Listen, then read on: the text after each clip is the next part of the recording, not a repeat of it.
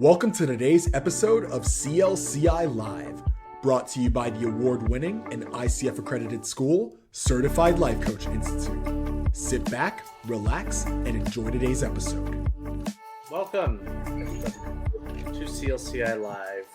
Hello. This week we are finishing Coach Marketing 101. Are we done with it? This is it? No, there's one got more week. One more week. One more. Penultimate, second to last, Coach Marketing 101. Before we get into that, be sure to like, share, subscribe, comment, and join us as well. Comment. We will answer your questions too. We love interacting with the audience. What are we talking about today? The competition.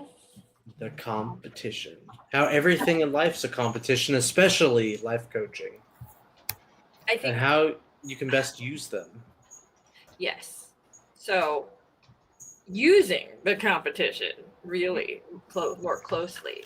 Do we want to dive in? Are we ready? Yeah. Time. So before we use the competition, we got to know who is the competition. Who is the That's what- competition? Yeah. The Well- other coaches. Who's competing against us? Is it all other life coaches? That's my first thought is like all coaches. Every coach in the world. Also therapists and counselors and Yeah, maybe like religious leaders. If we go back to the getting the job done, right? We are competing with more than we initially realized, right? We're like competing with self-help books. We're competing with a number of things, all kinds of stuff out there. All of those things. I mean, it depends on what kind of coach you are too, right?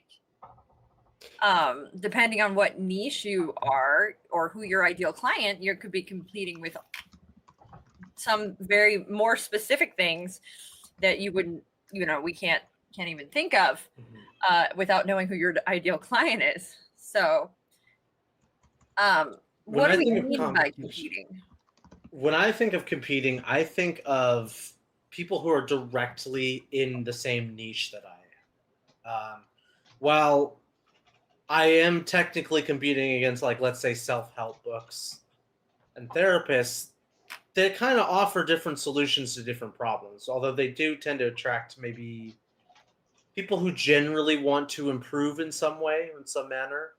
Well, When I think of competition, I'm thinking I'm a marriage coach who works with couples with infidelity issues, and across town there's another coach who's attracting the same clients, and we're fighting over the same group of people. I think that's the traditional, but again, if we go back to the job to be done, if I am in a relationship and there's been something fractured between us, I can explore a lot of options. It could be a therapist. It might be buying a book and reading a book, right? It might be going to on a vacation together and spending the money there. It might be, I think for me, it's if we're going to get in a little broader term here, it might be having a baby. That's fun too, right? Not good. Just say no. Life coaches, you're competing against people's unborn children. So I think it's what people are going to be spending that money that they might have spent on your services on instead of you, in lieu To of you. accomplish the same goal. Because if that problem is solved, you no longer have the need to spend that money on your services anymore, right? If I get what I need, I'm not hiring a life coach anymore. If our marriage becomes great after we read a book together or have a baby, I don't need that life coach anymore, right? That relationship coach. So I think your competition can be bigger than we imagine or maybe initially think. I think it can also be smaller too.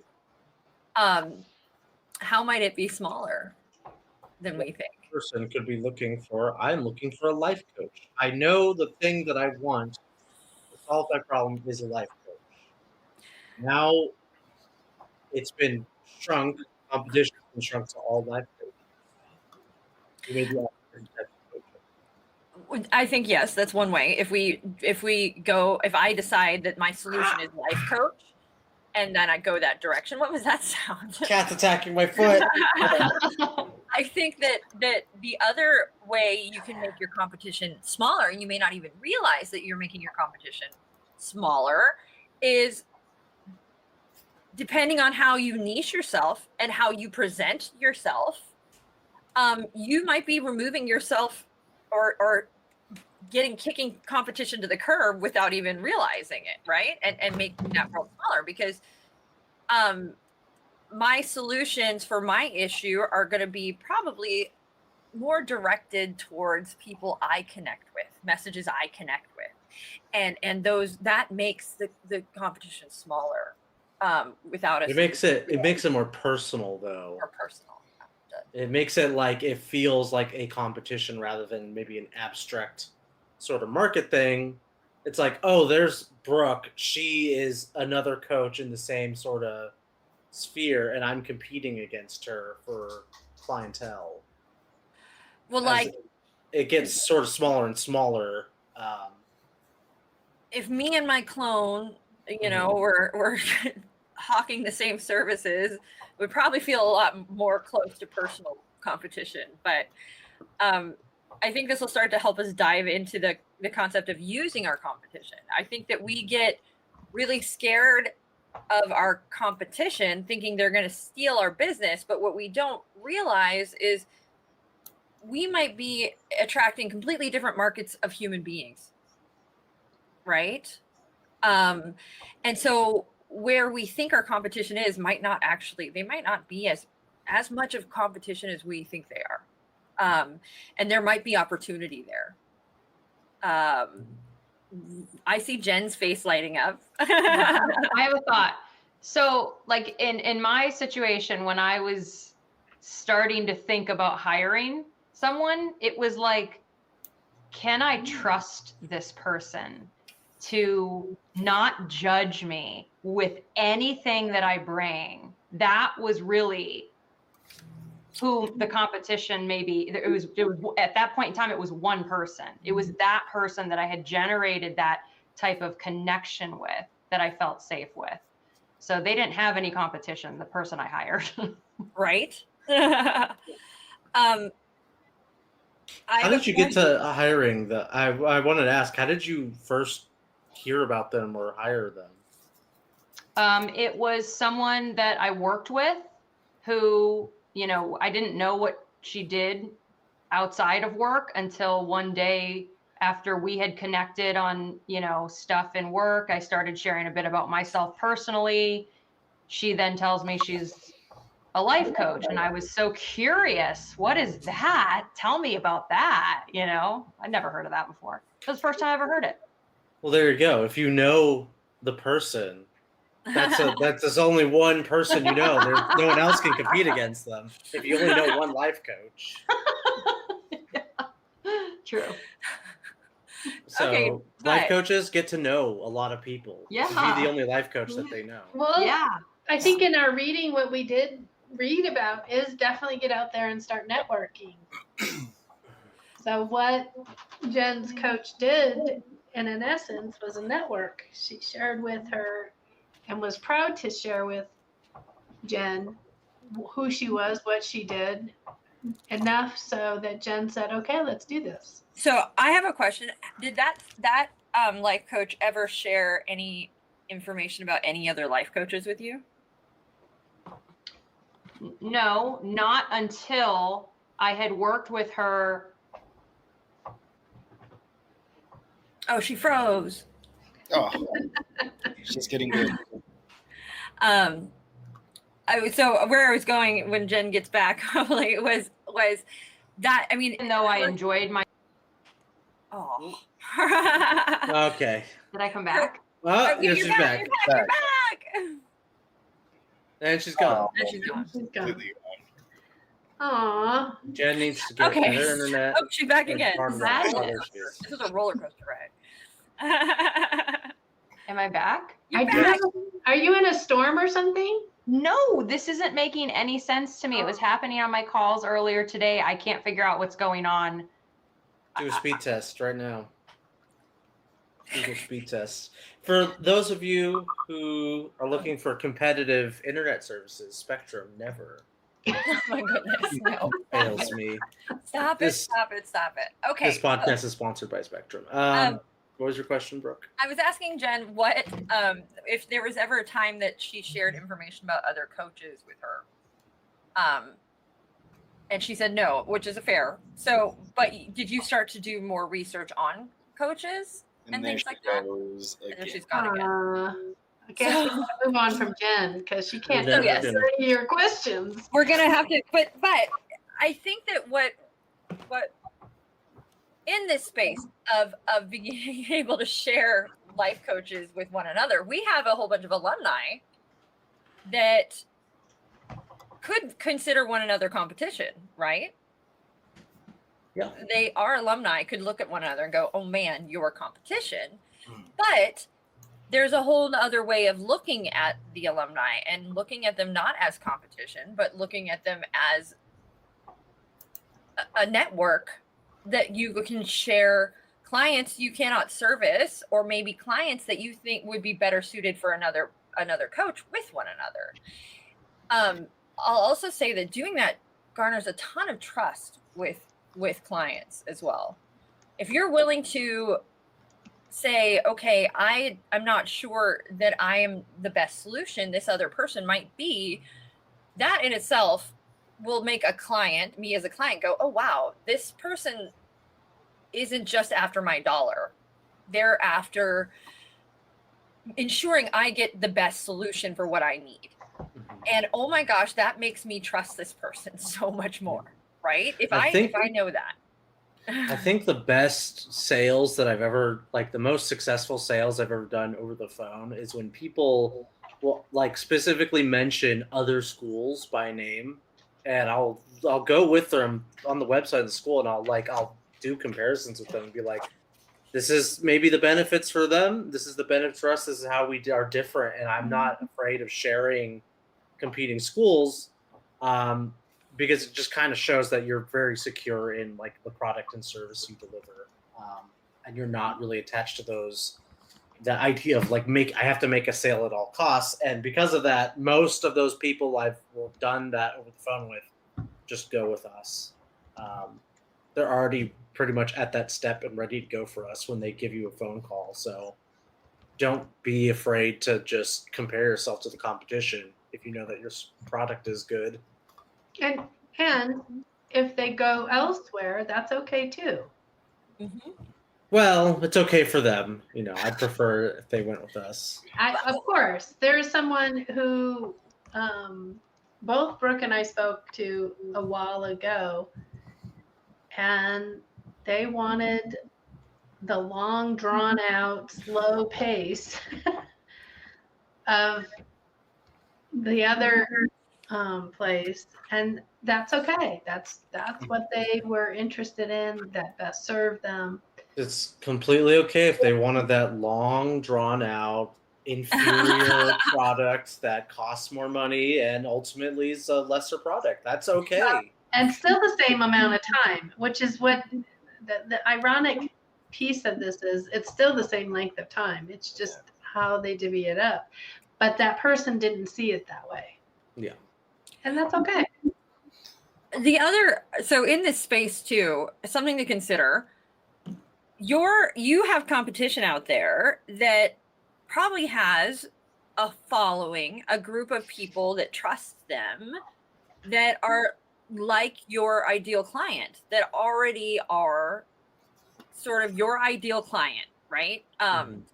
And they are they have a following that's built in, and we know that you have a following too that's built in. These two followings probably aren't identical. They're probably not the same human being.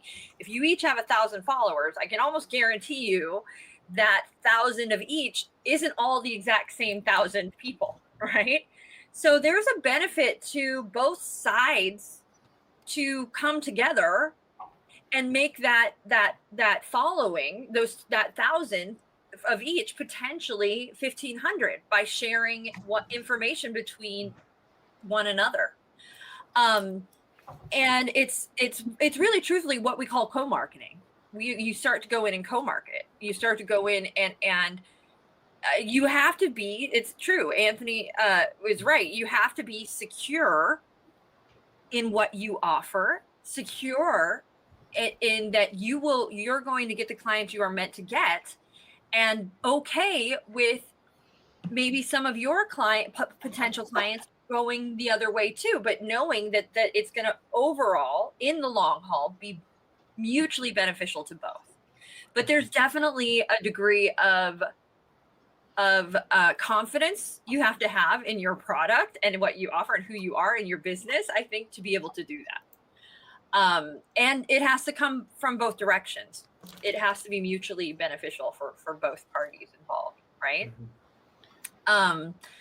There's lots of very sort of more nuanced ways to co-market, I think, a therapist to a life coach and things like that. But I would go as far as to say life coaches can co-market with one another. They can create advertising, marketing pods, social media pods where they can cross promote for each other and do that. And everybody can be okay.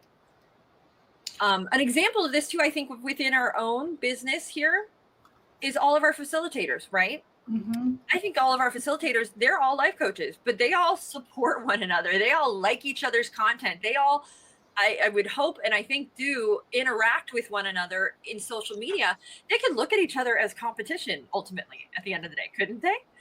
But yeah. I think everybody here knows that no, that's not the case. This is a network where we can share our followings with each other. Jerome, what are you thinking?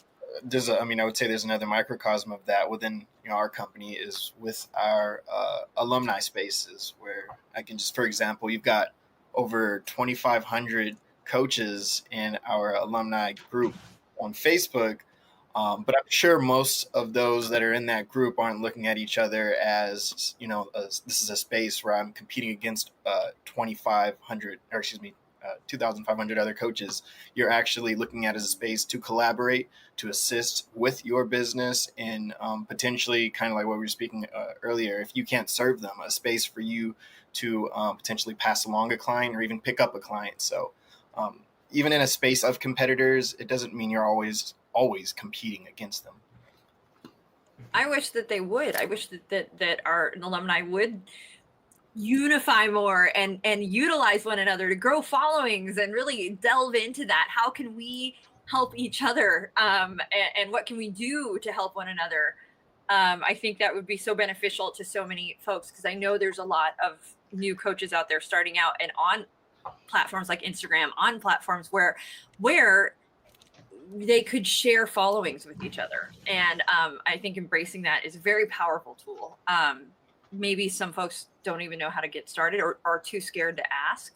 But I encourage everybody out there not to be too scared to ask, not to be too scared to reach out, and not to be too scared to co-market with somebody that might feel a little bit like competition, because I guarantee you it will be more benefit than loss. I can guarantee it.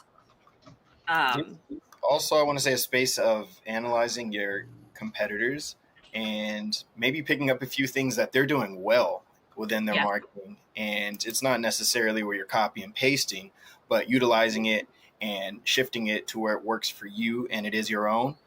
That's a space for analyzing your competition and not, shying away from them, just trying to build as big of a barrier between you and them as possible is going to be a space where it can be helpful. There's a funny, it's an interesting kind of space to run into. I completely agree. Look at what your competition is doing well and find your successful competition, right?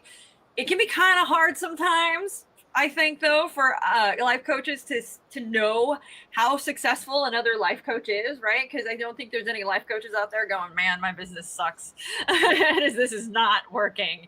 I think that they tend to put their best foot forward, right? And appear as, I think any business that's successful is going to put the best foot forward. So it can be a little scary to assume that that's got to be super successful. However, I think that you can know when it resonates with you and your message. When something that they're doing really resonates with you and your message. You can also tell by interaction on social media and things that they're doing and seeing if that's working, right? And then going, okay, let's make this my own, and testing out something similar that's done in your own way. One of the things I love to think of too is how can you look at what they're doing and make it your own and make it better. And when I say make it better, I mean make it better for your client, your following. But there are marketing and messages, I think, have been, I mean, it's been done. There's nothing that I think is brand new out there in this space. So there's a ton of work that's already been done for you by your competition, and utilizing that. It would be a misstep not to, right? I used to, as a designer, get sometimes would like to like wash the palette and like ignore what anybody else was doing so I could create something that was original or my own or something along those lines. But then I came to sort of realize I did better by looking at what was already there and then making sure that it looked like it was its own thing. It was independent of that. It was a reinvention. So it was became important for me to look at the competition and know so that I could do it better, make it my own, and make it stand on its own as well. You brought up the example with art and painting. I see this in the writing communities as well. There will be people who are like, I don't want to read other authors in the same genre or nonfiction genre that I want to write in because I don't want to be influenced by them. I want to make my own thing. Doing yourself an incredible disservice by not doing that. Essentially, you need to look at the competition to get even a context of what you're working in. And then once you have that context, you can start to do crazy alternative things or put new spins on things as a competitor. As well, Brooke, what's that Harvard Business School thing that you did a while ago about sort of disrupting? Mm-hmm.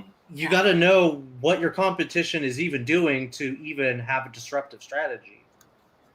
And a disruptive strategy means that you are able to break into the market. And when it becomes true disruption, when you're truly disruptive, it means that you change the way the things have been done are being done. So I think we kind of as a school are very disruptive because most other schools, life coaching schools out there, have a long scope of training. And we came in and said, we'll do it in 3 days, right? We caused some disruption there. That changed. And you've seen other schools attempt to adapt to shorter models, attempt to create shorter models. Because of the success of our school, we could say. And so we were a disruptor. Our school is a disruptor in the life coach training field. It absolutely is. We keeping our pulse on it though, we can't rest on our laurels, always have to be making sure that we are innovating and remaining on the pulse of things and able to adapt so we don't get disrupted, right? That's the secondary thing there, that somebody comes in, studies us, finds a better way. So as a life coaches, I guess think of the most typical life coach you can think of, and that's what a lot of the competition's doing. And then what can somebody do to disrupt that? What comes to mind for me is like, okay, I'm a life coach, I have maybe a package of programs, I maybe write a book, release some blogs, do some YouTube content. Doesn't really seem all that disruptive to well me. The thing, I can tell you how to make yourself disruptive proof, essentially. Mm-hmm. And that goes back to what we talked about with the job to be done. It really does. It circles back to that, because it's more getting the job to be done is more than just that. It's also how you solve that problem, how you do that job. And if you create a solution that is custom made to the needs of your client and is delivered to your client in a way that is perfect for them, fits right into their life and their schedule. If we go back, the milkshake, right? They could run in, they could get in and out. It was thick. It had all of these things that tailor made it to be the right solution for them. If you want to sell more, how do you make it a better, even better solution? Well, maybe they need to get through the line quicker. We can make a shortcut. We can make sure those shakes are ready. We can, you know what I mean? So if you take your product as a life coach, and I know that my client is a busy woman, works all day, she has a small amount of time that she can set aside for herself at the end of the day, and it needs to happen in a way that is convenient to her. She has to, she's got to pay, or let's say she's got kids that she picks up, they're at home, so how can I make my life coaching services tailor them to her needs? I can give her a 30-minute session. It can take place on Zoom, right? So that she can be at home and she can keep an eye on her kids. I can make sure that she feels completely safe and comfortable with the fact that her kids interrupt, and if they do.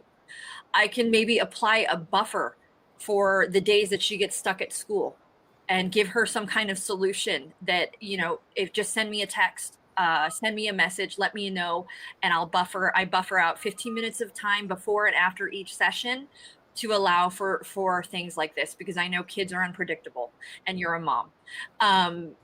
There are ways that each step that I'm doing, that I'm creating this offering and tailor making it to this busy mom who has a short amount of time, and it's delivered in a way, by taking those little steps to do that for her, I'm creating a product that's no other person is going to live up to, right? That's if I take that time to really develop a thing that is custom made for her, my competition, unless they're really thinking the same way I am, will likely not be doing those little things, those little extra bits that can really make it special for that client.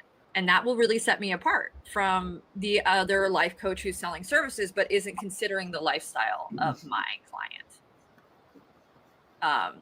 I can give a message that is similar in my own as the competition, but if I take that message and then I deliver it, I take that extra step and deliver my services, it's not just the message, in a way that's irresistible, you become a far less disruptible service offerer. That was a tangent, but did it make sense? Tangent and a half. I think that's what Jen was saying with hers. The person that she decided to hire really made it and catered it to her based on what she was looking to make a change in. So with what you said, even, Jen's got that same story. Well, and I think too, if the fact that her coach could adapt it a bit to the needs of her, adapt her message to the needs of her, is a powerful tool in and of itself. I mean, it's not what I'm going to probably initially put out there to the world, but when I get into a one-on-one space with that client, if I can speak their language, if I can connect with them and tailor it to them and their needs, and make them realize that's what's going to happen in this. It's not some generic thing. And that's what we do as coaches, which is awesome. I think you can prove very quickly or establish trust that this is a tailor-made kind of thing for me. I could speak to it from my clients as well. They might have had question when they were coming in, whether this was the right direction, or how was I going to keep it a balanced experience. But once we got going into the process, and it is about language, because if you don't speak their language, you're not communicating. So I think what you're saying is all right, spot on. So maybe we can dive in now into the nitty-gritty ways to sort of use the competitors to our example. I know there's some tools out there to Yes, there are. leverage, sort of seeing what their online presence is, their SEO, what things do they use on their website. I know we use SEMrush. I don't typically use it too much, but when I'm looking at someone's website, there's a little extension in Chrome called What Runs. And What Runs, if I were to go to I'm not going to go to our website, but maybe I'll go to some other. No, I'll do our website. So if I do what runs on my website or someone else's website, it tells me what are they using in the back end. I'm using Wix to make the website. For sales and marketing, it's through HubSpot. Analytics, what is my competition using? They're using Google Analytics and Google Tag Managers.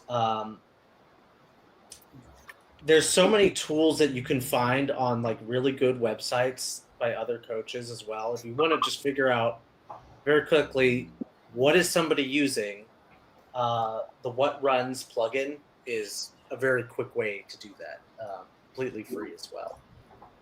And the not free option is SEMrush. I love SEMrush though, absolutely. But there's other ones too, and that SEMrush is great for coming up with keywords, seeing what keywords your competition are using, seeing how keywords perform. Doing that kind of research where you are looking into what is working for your competition. But you don't just have to use that kind of tool. You can go to Google and you can Google a keyword. So let's pick a keyword, pick a life coaching related keyword, search term, something somebody's client would be searching. Parenting life coaching. Parenting life coach. So if I pop that into Google, there's going to be might help if I spell life coach correct. A few things that come up. Well, look at that. We came up. What's weird, I need to fix this. It says business name. That's not. Oh, that's because this is showing me my Google Ads summary. That's annoying. Anyways, maybe we should type in something that's not life coach because my thing comes up. Hold on. Parenting coach. How about that? Let's say this. Need help with getting along with my teenager. Okay, something along those lines.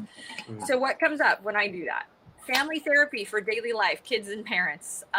Jesse Moon, California, LMFT, BetterHelp online counselor. 6 ways to get along with your teen. And that brings you to Grown and Flown, which I'd be interested to see what Grown and Flown is, because they bet they're offering some kind of service or something and that's a lead hook. Child Mind Institute, AHA, parenting, 30 ways to stay connected with your teen, empowering parents. So all of these things come up, right? One of these could be a teenage, relationship coach, parenting coach. Something in this space could come up in here. And not only that, if I go to, we can start to see though, this is competition, right? That's what I'm offering. This is my competition. What are they doing? What tools are they offering? Well, they're offering a thing that gives you 6 ways to get along with your team. They're offering tips for communicating with your team, 30 ways to connect, 5 secrets to communicating with your teenager. Oh my goodness. These are lead hooks. This is competition. These are things I can utilize and I can look at and use my benefit. I can also, at the top of this, click over and go to maps. And nothing came up with maps on this one, but that's okay. What do you mean? Share this? Like where they're at? What maps? Well, if we go to maps, and I'm a local life coach, I'm an in-person life coach, right? I can type in parenting coach in maps. And now I can see, okay, who's around me that's offering my services or something similar to my services? Not a lot. That's kind of okay. That might mean there's some benefit to me offering this service locally, because I don't have a ton of, I have conflict co-parenting coach. There's one, which is, where are you? I don't know where they are. They're in San Diego. Okay. Well, not too bad. good. Yeah. Mindful parents. So I'm starting to see Janine Mounter coaching. These are people who have listed, but now I can start to see, if I'm a local coach, what my local competition is. And I bet that takes a much smaller, it makes it a lot easier to outthink your competition, right? When you become a big fish in a small pond at that point. For those who are searching coaching near me, Unless you name your business Coaching Near Me, and then it'll just take you directly to your site. So these are free research tools, free ways to research your competition. It's Google Maps, the tool Anthony gave. Any other ways you guys can think of looking your competition up? So maybe in not underhanded, but it's getting to a little. It feels a little skullduggery. Is tracking, either signing up for the marketing of your competitor, so that like you're to them, you might just be another person in their emailing list, but you are getting, alerts when they have new offerings or they're going on sales or maybe restructuring things. You'll be, among their clientele to know. There's also websites and other things you could use to track changes on the competitor's website. I used a program a little while ago that was a Chrome extension. I forgot what it was, but I just looked up, website change tracker. There's one called visualping.io. I can put in a web page. So I went on to Certified Life Coach Institute. I put on the web page for our prices, for our offerings, and I can drag a little box to just write on the pricing part to see if a change happens. And it'll send me a notification, hey, if my competitors are upping the prices or lowering the prices, and I do that across all my competitors, I can sort of track these changes that are happening. Are my competitors tending towards increasing the prices? Am I lagging behind, or are they reducing their prices and I need to maybe start reacting to these sort of market changes? So those are some ways. I'm not going to react to what our competitors are pricing. Just kidding. Just some ways to maybe track to see what your competitors are up to. Another great tool as well. You've got to be kind of careful with using it, but it's something we certainly use, is Google Alerts. So we have a Google Alert set up. It's how I find. So anytime anything on the web is posted and it says Certified Life Coach Institute, I get an alert, period. You can make that alert anything, though. You can why I say be careful, because it can be a little crazy. But sometimes it'll give you a summary. You can set it up so it'll give you like a weekly summary of every time somebody searched life coaching certification, and something along those lines. And that's a great way to just sort of monitor and check in and pop in and see, and that's free. The other thing too, as well, when you're going through and you're looking at these things, just hashtags on social media exist. I mean, that is a thing. And I use competition in social media. I follow competitors. I get follows back, and that helps me build my following. It helps me look at my message. It helps in every way. But you can also follow hashtags like Certified Life Coach, like any number of things. And following those hashtags is another way to keep your pulse on the competition and what it is that they're doing. I see heads nodding. How are we feeling about the competition and using the competition space? I was in my head, I was thinking about some more underhanded ways to use the competition. Bribing one of their employees to, divulge secret information, things like that. Anthony Lopez. No. I will say one of the things I love to do, though, is anytime a top 10 list is put out, a top 5 list, a top 6 list, a top 7 list, I like to, if we're not on it, I will certainly go into the comments of that list and I will mention that they have missed out about our fantastic school, and they're doing their followers a disservice by not including our school in the list. And I have 100% gotten response from that. I have gotten feedback from those. I have gotten us listed on things that we weren't otherwise listed on. And that is something I unabashedly do. And I will search. I will take time with some regularity to search life coach certification, top or best in. And if I see lists that when I click into that list, if we're not on it, I leave a comment. If we're shameless about this. But I think it's a really strong thing to do. I really do. And it puts us out there. It gets us maybe in an ear that we weren't otherwise in. It might just be that they don't know about our school. And I would say you can do the same. There's another way to use a competition that I also recommend, and that it's you can write articles like top 10 podcasts, top 10 life coaching podcasts. And people search these things. I was just looking up, I'm annoyed with my webcam, and I was looking up what are the best webcam options for me to look at and get out there.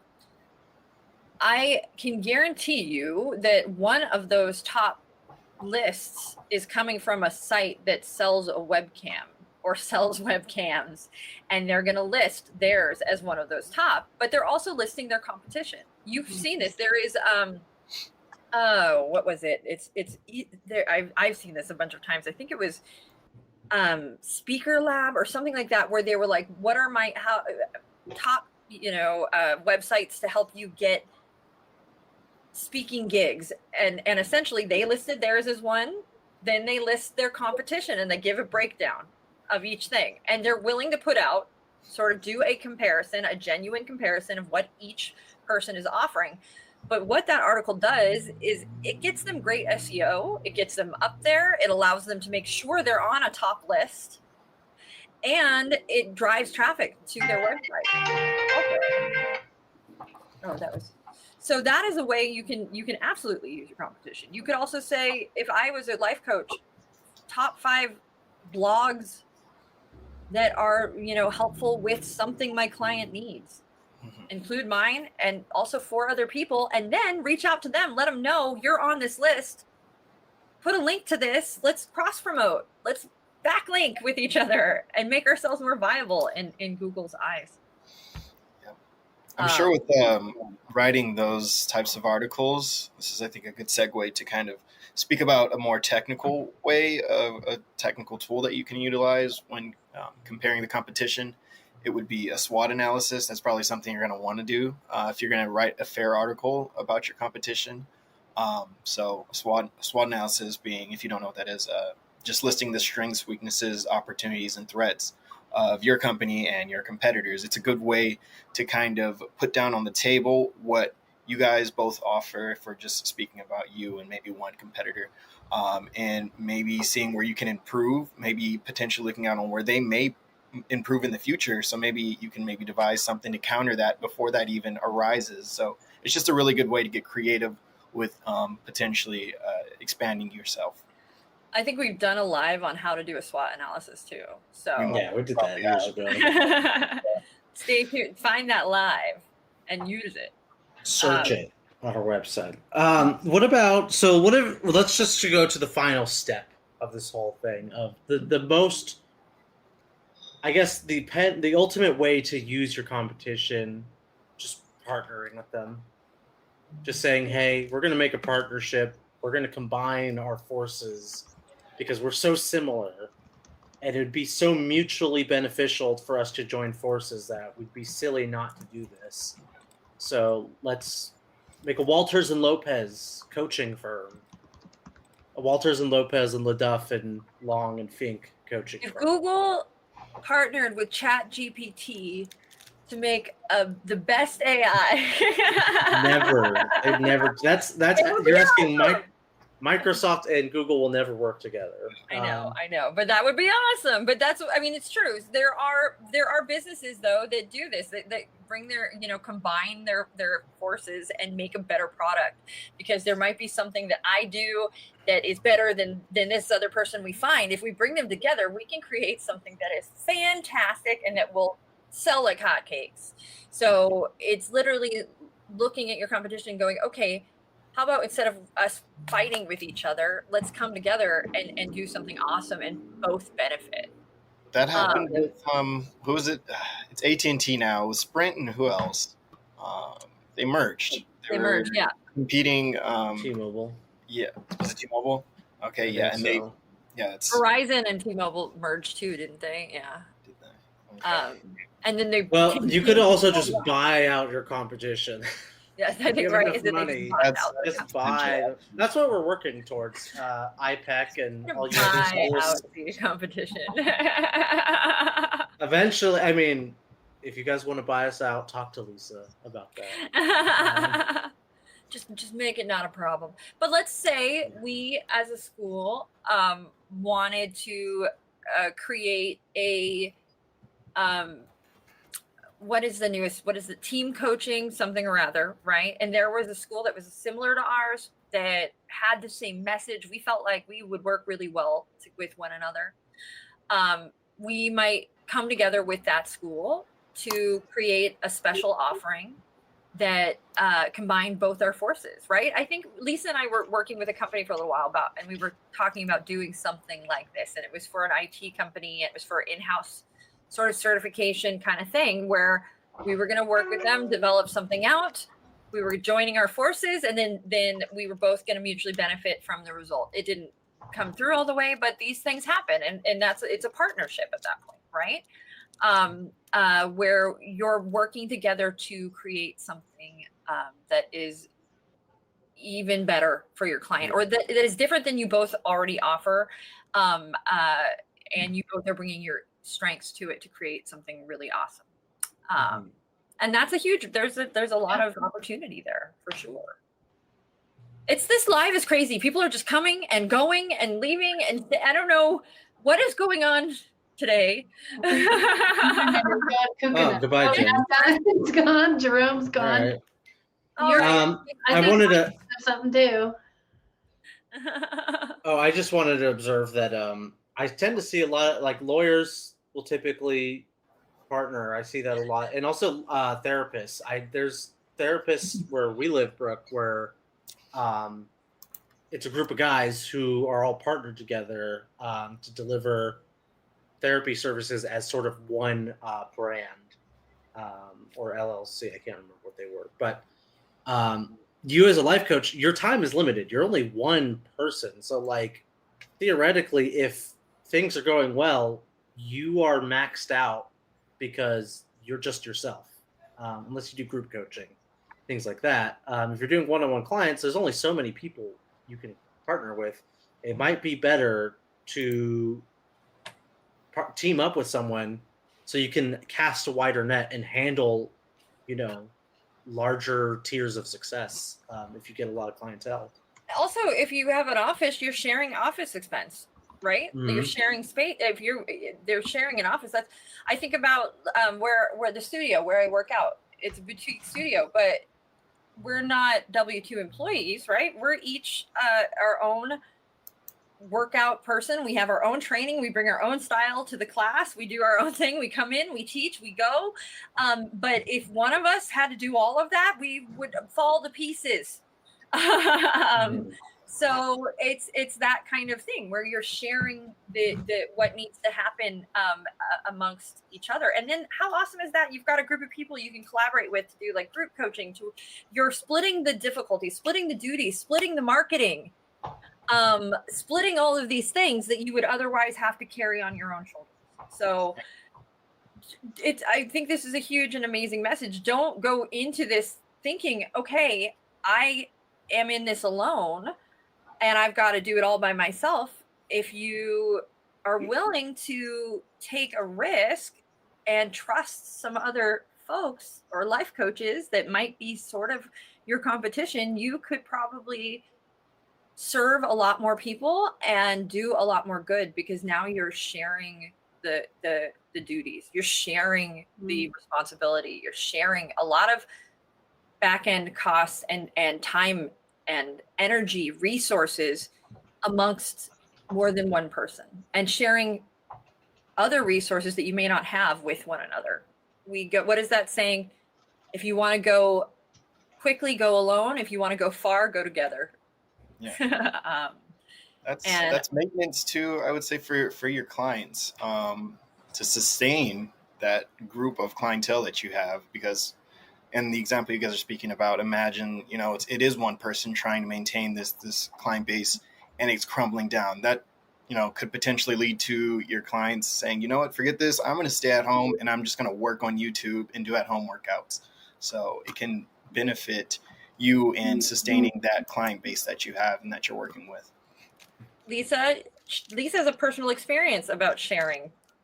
No, back early on when we were a group of us, couples coaches, that's basically what we did. We took a cut of what we earned, and then the rest of it went to the collective pile towards advertising and rent and all of that good stuff. Yeah. A lot of hair salons. Yeah. It works. Look where Lisa's at. I was about to say, now look where Lisa's at now. A lot of hair salons are run that way. There's a lot of places that are run like that, and why more coaches don't adopt that kind of thing, I'm not sure, but you should. I think it's a fantastic opportunity.